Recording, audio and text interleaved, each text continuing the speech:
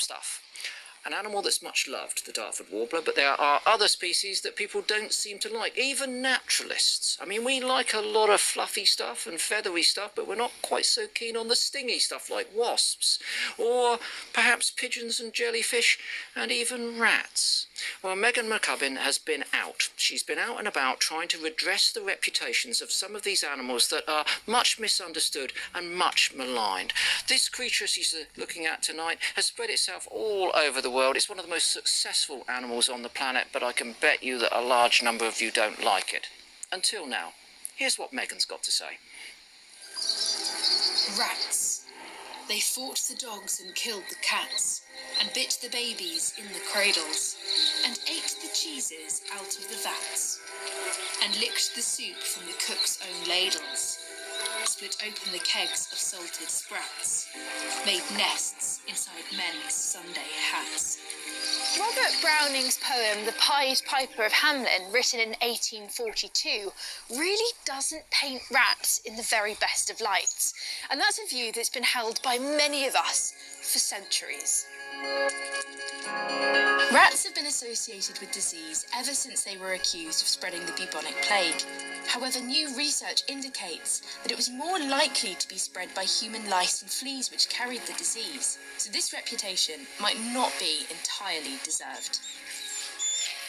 If you're one of these people who doesn't have the best opinion of rats, then I'm going to try and convince you otherwise. I've come to the edge of Ripley in Derbyshire to meet someone who's convinced that we're looking at them all wrong. John Keeling is an amateur cameraman and keen naturalist. Over the last year, he started to film rats in his back garden, and in that time, he's grown to love them. I've come along to one of his regular rat spotting sessions. I don't actively encourage them. I simply feed the birds and the rats come. But that's it. Where there's food, there'll always be rats. Yeah. I mean, to be honest, it's not something I'd normally, pay attention to. But I think the more you watch them, the more interesting they become. They've not got the best of nicknames, have they, John? Not really, no. Dirty rats, vermin. I don't think really they deserve that. And they're actually incredibly clean animals because they groom themselves, but they also groom one another, something called allo grooming, when individuals groom one another to establish pair bonds. And they're actually cleaner than a lot of our pet dogs. The rat you're most likely to come across in Britain is the brown rat. Originally from Central Asia, it arrived in the 18th century, and it's the rat I'm hoping to see in John's garden. John, just over this way. Oh, yeah.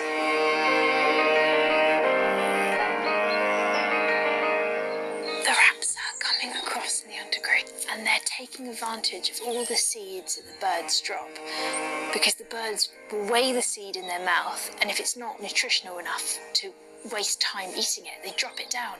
And that's where the rats come in. And it's not just the birds that the rats clean up after. They do a fantastic job in cleaning up the environment of mess left behind by all sorts of animals, including us. They really are nature's little hoovers. What have you learnt watching them all from the garden? There is like a social hierarchy amongst them. The other day, I was watching one and it was feeding at the side of the pond when a youngster popped its head up and this older one ran across to it and actually sort of put it down, Yeah. I'm having this, Take your turn. That's right, that's right. This hierarchy helps maintain their social group. Rats are incredibly sociable animals, cleaning, playing, and even sleeping together. Do you think they've attracted any other biodiversity into your garden? Yeah, well, certainly they have. I mean, this fox has obviously taken a rat or two.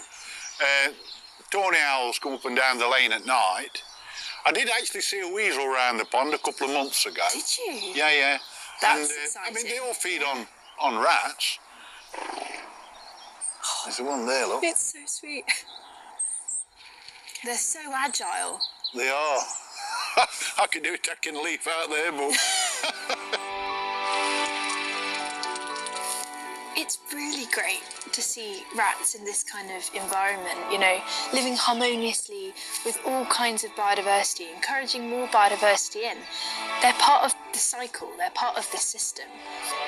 And their intelligence is just astounding. There's so much that we don't know about them yet. And that for me just makes them that much more exciting.